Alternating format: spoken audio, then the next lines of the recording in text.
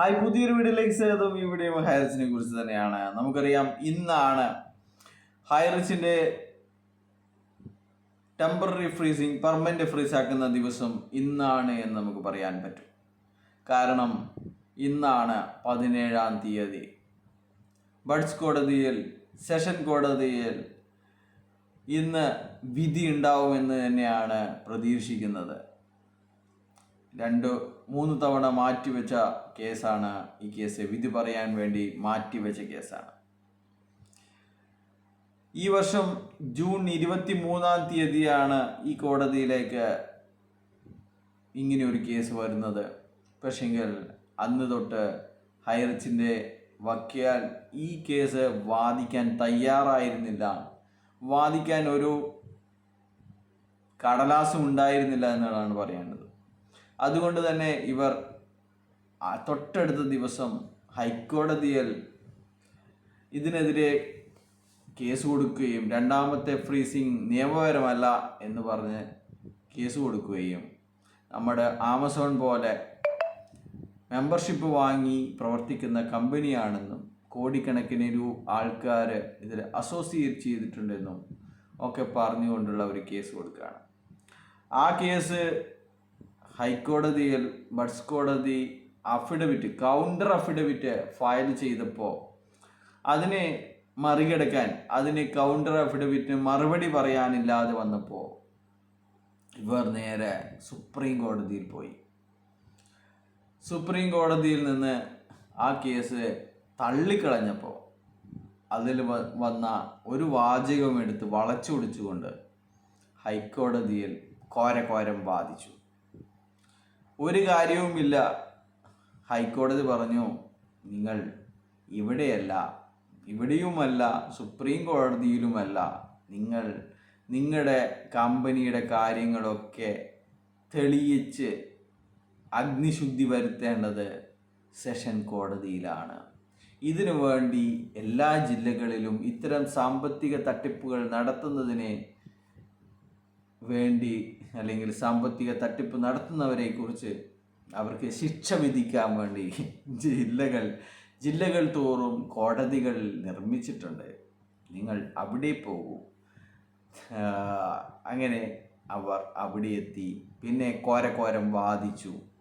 കോരം വാദിച്ച സമയത്ത് ഇവരുടെ പ്ലാനുകളും ഇവരുടെ ഈ തട്ടിപ്പ് വെബ്സൈറ്റ്, ഈ തട്ടിപ്പിന് സഹായകമാകുന്ന വെബ്സൈറ്റ് ഉണ്ടാക്കാൻ സഹായിച്ച ജിപ്ര സൊല്യൂഷൻസ് എറണാകുളം, അവരുടെ മെയിനായിട്ടുള്ള ആൾക്കാരടക്കം വന്ന് ഇവർ 18 ലെവലുകളിൽ ജനങ്ങളുടെ കയ്യിൽ നിന്ന് പണം വാങ്ങുന്നത് വീതിച്ചു കൊടുക്കുകയാണ് എന്ന് കോടതി മുമ്പാകെ തുറന്നു പറഞ്ഞു.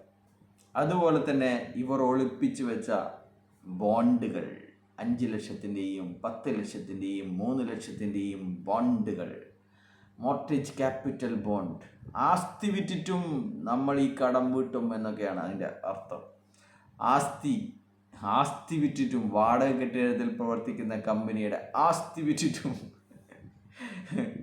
ഷൈദിൻ ജോസ് കേൾക്കണ്ട, ആസ്തി വിറ്റിട്ടും നിങ്ങൾക്ക് ഈ പണം തരും, നിങ്ങൾ വെറും 5 ലക്ഷം തന്നു നമ്മളെ സഹായിക്കൂ, നിങ്ങളെ 2 ലക്ഷം 2 വർഷം കൊണ്ട് നിങ്ങൾക്കിത് 50 ലക്ഷമായി തിരിച്ചു തരും, എന്നിട്ട് നിങ്ങൾ തന്ന പൈസ 5 ലക്ഷവും തിരിച്ചു തരും എന്നൊക്കെയുള്ള വാചകങ്ങൾ എഴുതി പിടിപ്പിച്ച ബോണ്ടുകൾ വെബ്സൈറ്റിൽ 55 ഇഞ്ച് സ്ക്രീനിൽ തെളിഞ്ഞു വന്നു.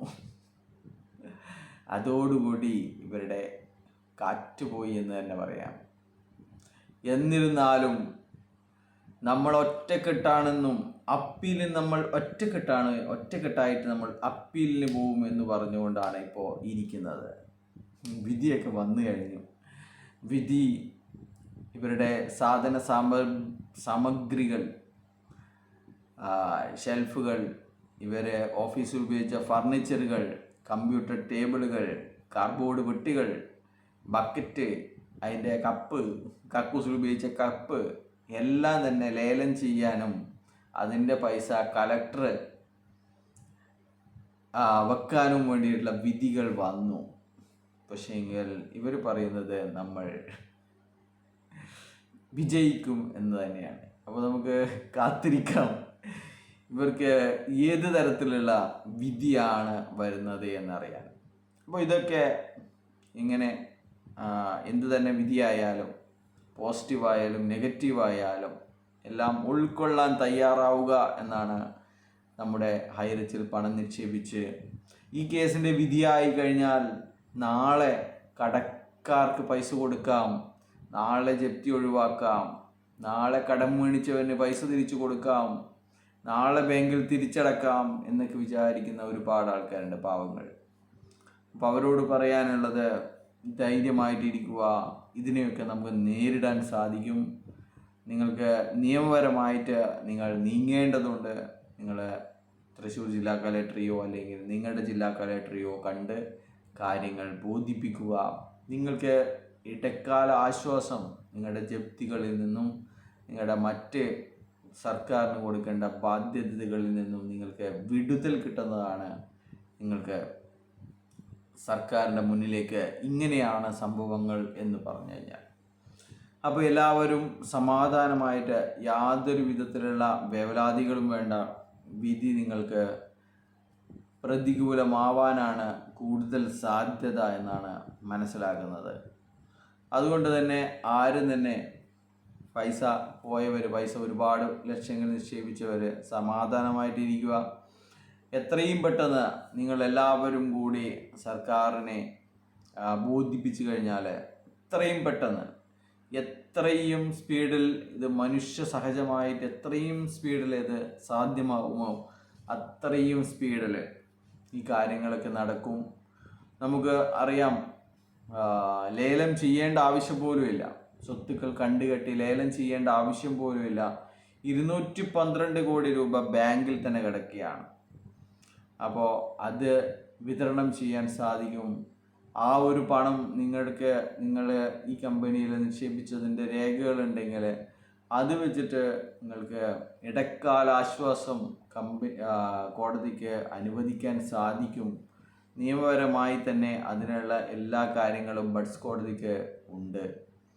അപ്പോൾ ആരും തന്നെ പേനിക്കാവേണ്ട.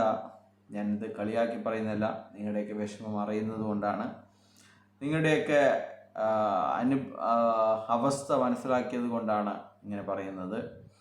അപ്പോൾ ഒരുപാട് ലീഡർമാർ നിങ്ങളെ തെറ്റിദ്ധരിപ്പിക്കാനും നിങ്ങളെ വഴിതെറ്റിക്കാനും ഒക്കെ നിൽക്കും. പക്ഷെങ്കിൽ ഒരു വർഷം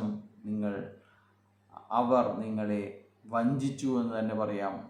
ഇത് നിങ്ങളൊക്കെ ഇവരെ മനസ്സിലാക്കിയിരുന്നെങ്കിൽ ഇത് എത്രയോ മാസങ്ങൾ മുന്നേ തന്നെ ഇതിന് ഒരു തീരുമാനമാവുമായിരുന്നു എന്നുള്ളതാണ്. അപ്പോൾ ഒരിക്കലും കേസ് എതിരാണെങ്കിൽ വിഷമിക്കരുത്. നിയമപരമായിട്ടുള്ള വഴികൾ തുറന്നു കിടക്കുകയാണ്. നിങ്ങൾ ആ വഴിയിലൂടെ നീങ്ങുക എന്ന് മാത്രമേ പറയാനുള്ളൂ. ചില തെണ്ടികൾ പറയുന്നത് പോലെ FIR ഇട്ടാലോ പരാതി ഇട്ടാലോ എനിക്ക് ഒരു ചായ കുടിക്കാനുള്ള 12 രൂപ പോലും കിട്ടുന്നില്ല എന്നുള്ളതാണ് നിങ്ങൾ മനസ്സിലാക്കേണ്ടത്. നിങ്ങൾക്ക് പണം ലഭിക്കുക എന്നുള്ളത് മാത്രമാണ് ഞാനും ആഗ്രഹിക്കുന്നത്. ബൈ.